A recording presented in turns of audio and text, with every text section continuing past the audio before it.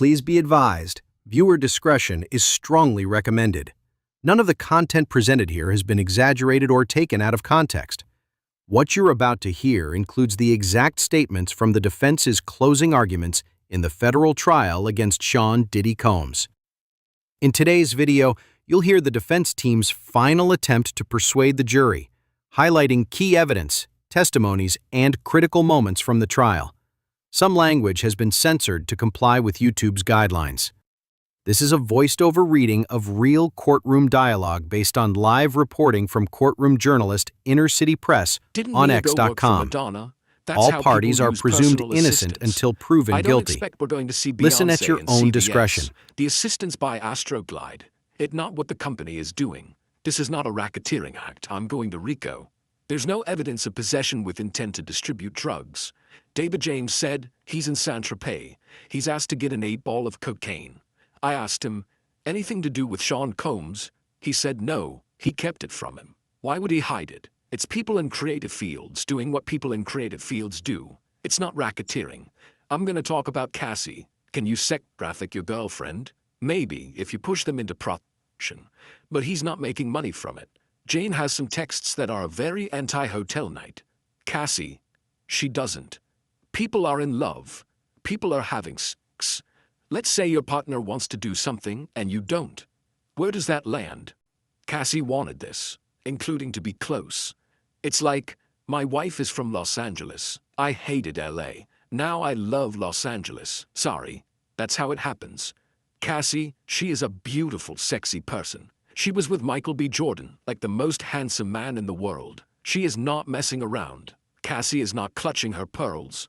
This is how I am intimate with the man I love. You could come to love that. You want to be close. Yesterday they said some she might have wanted.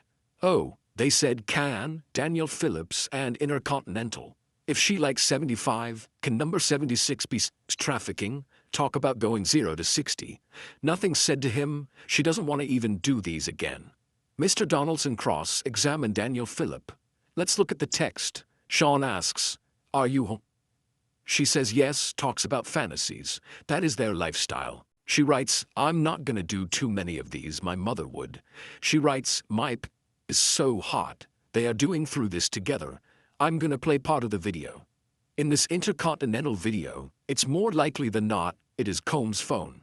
Here she is. I am not going to show you him throwing her down. You've seen it. I am not hiding it from you. Now, there is a phone. And here now, a well-known man sitting in his towel and socks. Looks like Cassie is saying, you're being a fool. Go back to the room. Look at it. It looks to me like she says, go back to the f***ing room. There's nothing scary in the room then. 5 days later he texts, I'm so sorry, she replies. LOL, I was just listening to sorry. They are obviously getting over it. Cassie writes to Sean, how do I know if the drugs are going to be bad or you'll drink too much? This is about the hotel. Cassie told you, sometimes she hit him first. They are in this together. Okay, she says there was a rape. It did not happen. It is not charged. She was asked and said, "Cue me." But there wasn't a lot of lead up. Maybe it didn't happen. Cassie wrote to Combs. Cassie is with her current husband. Something happened. She wrote, I told myself I didn't want anything to happen, but I'm not tripping on it. I know you aren't either. She gets a FaceTime. Boogie Bat phone is her husband. Combs wrote, you act like a broken-hearted angel. You need to stop living your lie. Cassie says, I don't know who that was. I was saying thank you for last night, and I enjoyed it. The oldest trick. I don't know how Alex found out, but she says, rip. There is no evidence of a rip. She had consensual sex with him after. I have to defend this. It is in the case, but it is not charged. Cassie was asked, what kind of pain did Sean put you through? She spoke about his own personal pain, his shame. It's beautiful. She said, he felt pain, and most painful to me was carrying around his shame. Jane says almost the same thing. I felt my partner was trusting me in a very vulnerable moment. I wanted to go along, if I can be my partner's escape. Jane says, I am getting vulnerable with you in the hotel rooms. I don't want to see young Miami on a bigger yacht with you. That's not trafficking. If you get deep into this deep self, this is not sex trafficking. It's people in love being real. Your Honor, when were... I was going to go to one. If now. At this point they take a break and then they continue. Welcome back. You may proceed. There was a suggestion Cassie didn't get the same amount of promotion as others are. Bad boy. I think Capricorn Clark is an imperfect witness, but she did say that Cassie got the lion's share. Either side played the videos for the witnesses, but Cassie's videos were on her devices. She said the devices were damaged, but the expert was able to open it. I don't know what role these videos played in her life, but she didn't delete them. In the videos, the hotel rooms are beautiful. The music is great, Usher and whatnot. You were never meant to see these videos. Let's be honest, Sean Combs was never going to release these videos. He might have said it, but no way, no way. Cassie is eating watermelon. They are listening to music. These are beautiful nights. The two escorts, the Punisher, I call him. He got it from basketball on West 4th Street. Though Cassie was really into them. They were naive. I don't think this is the only man making homemade p in America. I think it is a pretty popular thing these days. Jane, she wants to post things on Instagram, I guess. That's what she's into. I think she loved Sean Combs. You guys know who the father of her child is. You know who she was with in Vegas. She is comfortable with this. The government is not saying every hotel night is trafficking. They isolated September 2023. Jealousy over a yacht. Sometimes Jane didn't like the guy. She said one smelled. Then the guy is sent back. 3187, the escort gets sent packing. He's a bum, but they still paid. No set, got paid. Paying for time. Yesterday they just dismissed it. But that's what happened. Jane wanted it to happen. She called her guy Cabral. She liked Cabral. She wrote muy caliente. Then there's the sobriety party. Jane is angry over Gina. And then she says she regretted it, resented it. But she agreed to do it. Unfortunately, she said that. She agreed to it, unfortunately. She agreed. That's it. We can be done with it. The house. Jane had the worst lawyer in the world. Her low child support from the father, in my opinion. Mr. Combs did the right things, paying. It's damned if you do, damned if you don't. He's paying for the house for a child that's not his responsibility. They watch porn. Jane got him a mobile TV to watch it, so he'd make less porn, she said. I'm not sure that's how it works. The photos, Combs has a big pour of wine, strawberries in there, but it's big, not like a fancy restaurant. Half an hour later, something inexplicable happens. She slams his head into the counter and calls him a pedophile. The woman Ali is of age. Jane says Combs kicked her doors in, but he didn't hit her. I'm not saying he should, but he didn't. Here's what we do know. A text from Jonathan Perez says they are fighting. 10:14, he says, just normal being jealous. PD says, don't come, all good. Now, Jane changes into another dress. I don't know, no sweats. She says she hides behind a wall for 2 hours. I submit it's just not possible. She's just wrong or lying, I don't know. She comes back. Combs is in the street. No violence. Okay, it looks like she was hit twice. Doesn't look like he hauled off, nor that he dragged her. You know what this is. She is documenting her injuries. Let's talk about Anton. She sees him in Vegas with, you know how? A rapper of some prominence. She is watching Anton have sex. She's asked, what did you do? She says, I showed my breasts. Why? It sounds like spring break. Then the rapper goes up to her with a question about the swingers' lifestyle, and she gives them Cabral's phone number. The story doesn't make sense. Let's say something else happened in Vegas, and then it's the same Anton who comes to her house. Coincidence? The one who shows up at her house is Anton. What she says makes no sense. Anton is a pop star. He has sex. Jane knows they're an investigation. Did she instigate this? Her story makes no sense. Why was she so persistently violent? She says, I didn't want to do it, but she let Anton in. I submit. They were trying to get past it. Oral sex only. At the end of the day, her story has so many holes in it. You could say, she prompted it. She maybe wants something in her pocket. I'm going to have something. Maybe I'll never use it. Why the unprovoked extreme violence? She doesn't explain it. You guys are here because you have lived full lives. You were chosen. And they chose only 2 of the escorts, the Punisher and Daniel Phillip. They could have given others immunity. Neither of the 2 admit being a prop. They're witnesses. If you get paid when you didn't have sex, you are getting paid for your time. In Sean Combs' mind, this is legal. It would be different if a witness said, I went and had sex, and there was a negotiation for it with Sean Combs. I assume in every movie, the actors get paid to have sex. And yet, it's legal. So he thinks it is legal. Okay, let's talk racketeering. Here's page 14 of the charge. The enterprise. The group must have an organization. You'll hear this. Only Sean Combs is charged here. No one testified. I was a part of a racketeering enterprise. This is the greatest divide between the evidence in this trial and what the prosecutors are saying. There is a gaping lack of evidence. They didn't charge racketeering, they charged racketeering conspiracy. They need a co-conspirator, and they just don't have one. They claim KK. The evidence at this trial shows KK is a helpful person. Carrie Morgan called KK and D-Rock. They are not co-conspirators. If John Gotti were kicking in your door, would you call Sammy the Bull Gravano? No, he is a co-conspirator. There is only one trial. KK is not a co-conspirator. KK is a very nice person. There is no evidence that anyone is a co-conspirator. The firearms are not charged. Homeland Security cannot say where the guns were. The Suge Knight story, it's not charged. Dawn? Richard, remember her? Ms. Westmoreland did the cross, not charged. Yesterday the government said, in the videos you don't see guns, but he probably shouldn't keep videos with guns in them. Is that fair? That's a little sinister. Why are they doing that? And it was Cassie who asked to be urinated on. At some point you can ask, can I trust the prosecutors? It takes a lot of courage to acquit. I think that the evidence shows, and you can conclude, that the government targeted Sean Combs. I wouldn't say that if Cassie went to Homeland Security. America is great because between each citizen and the government, there is a jury. This is your house. I am asking you to summon that courage to do the right thing and acquit Sean Combs on all counts. He is not a racketeer. He is innocent. Let him go home to his family. Thank you. It's time for the prosecution's final word. The rebuttal begins now. He brought up conduct that hasn't been charged and said Mr. Combs was being targeted. We request curative instructions.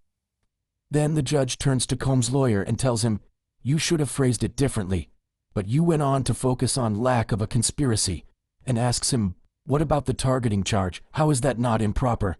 No one went to law enforcement and complained. It's fair comment. He said what he said, targeted. It's improper. A curative instruction is required. They made the argument pre-trial, and they lost. This was inappropriate. Before the jury returned, the judge said he would add a reminder to the jury instructions that they must focus only on whether the government proved each charge beyond a reasonable doubt. Despite the defense asking to delay it until Monday, the judge decided to deliver the instruction immediately. When the jury returned, he told them directly that any claims about Mr. Combs being targeted were not for them to consider. Then, the prosecution resumed. The defendant did not take no for an answer. Certainly not from his girlfriends. He beat them. They suggest he didn't pay for sentence, that there was no enterprise, and that the witnesses lied. But he flew worker across the country to have sex with Cassie and Jane while he met. It was not for their conversation. It was for Remember Daniel Phillip? He said he got paid for sex. When he had performance issue, he stopped getting paid. The Punisher? $500 when no sex. Thousands when sex. I suspect you'll hear that uncalled witnesses were equally available to both sides. Maybe some of these men would have worked for free, having sex in front of the masked celebrity. But they got paid. The defendant is guilty of counts 3 and 5. An enterprise can have unlawful and lawful purposes. KK? Uncalled witnesses are equally available to both sides. Did they agree to at least 2? Yes. Quick hits. The kidnapping is corroborated by Kid Cudi. He said, she was forced to go along with them. Mr. Agnifilo said Mr. Combs is a fists guy. Sure, when it is his girlfriend's. With men, he needs guns. The London hotel. He made Cassie go after he stomped on her face. She wasn't allowed to go home to her mom. That is a kidnapping. The arson? Somehow the glove fell of someone's childlike hand. He said he would do it, and he did. Cassie said it. Eddie Garcia. He believed he could not go to the police under the agreement. And Combs said, watch out how you spend it. Bribery. This is guy that can't get his own water bottle or plug in his own phone charger. He's the general. He delegates. KK knows the Wild King Knights involved escorts. The only reason he needs thousands of dollars in hotel rooms is to pay escorts. KK reads all of Combs's texts, so she knew. KK alone made Combs guilty of count 1. Drugs. Mr. Agnifilo talked about conspiracy to distribute. But given drugs to Cassie and Jane is distribution, that is enough. Mr. Agnifilo claims they wanted it. The defense's theory is that Cassie wanted to be urinated on, that Jane wanted to have sex with Anton after being beaten, and Mia wanted to be petted. That Cassie and Jane wanted to spend days in oil with UTIs and high heels strange men. Mia said no. Cassie said no on her 29th birthday. Jane said no before Anton after being beaten. These women, stage whisper, had no reason to lie. The defense say it's for money. But Cassie already got paid. If Cassie were lying and already got paid, why would she take the chance of perjury in a federal trial? This is a woman standing up for what is right. Mia already settled in mediation. There's no reason for her to put on a show for you. Jane doesn't intend to sue. These women refuse to let trauma swallow up their whole lives. That struggle tells you these women told the truth. They broke free of the defendant's manipulation. Jealousy is not a defense to sex trafficking. Jane picking out Cabral and Anton was her way of taking back some control. Yes, she texted escorts. Sometimes he told her. Sometimes she knew he would ask. She felt she had no choice. That's coercion. The defendant did hit Cassie during freakouts. Cassie said it, Daniel Phillip told you. And it's on video. The defendant was in a towel. The freakout was not over. There's no separating the violence and the stunts. Remember when Cassie OD'd in a hotel room in Long Island and they still had the freak-off? When Jane performed oral sex on Anton after Combs beat here? That was trafficking. Mr. Agnifilo said Cassie won a prize. What prize? Sex with a UTI, getting urinated in her mouth. It's ridiculous. They had a trauma bond. They were trapped. The cost of trapping them was a drop in the bucket for Mr. Number 1 on the Forbes list. He pushed her to continue after she vomited. He knew she didn't want to. The Intercontinental? They claim he was intoxicated, that it was about a phone. He knew what he was doing. He kicks her. She calls security, so he stays, to keep control of her. I want to be clear. They called Anton because he was the only repeat player in LA. They stopped with Cabral after he tried to extort Jane. Whatever words he used about a conspiracy between Jane and Anton, there is no evidence for it. He coerced Cassie and Jane into this. And nothing happened. Mia. And nothing happened. He beat Cassie, and nothing happened. He beat Cassie in hotel on tape, then bribed the guards to buy it. And nothing happened. He was untouchable. He did not think these women would speak, and that Kid Cudi and Deontay Nash and other men would back them up. The defendant is not a god. He stands equal before the law. Find him guilty. And that was it for court today. The judge dismissed the jury until Monday, when they'll return to begin deliberations. The courtroom will also be preparing the exhibit list and laptop the jury will use to review evidence. With closing arguments now complete, we're officially entering the final phase of the Diddy trial, and the verdict could come at any time once deliberations begin. If you want to stay up to date on the final developments, make sure to like, subscribe, and turn on notifications so you don't miss what happens next. Thanks for watching, and we'll see you in the next update.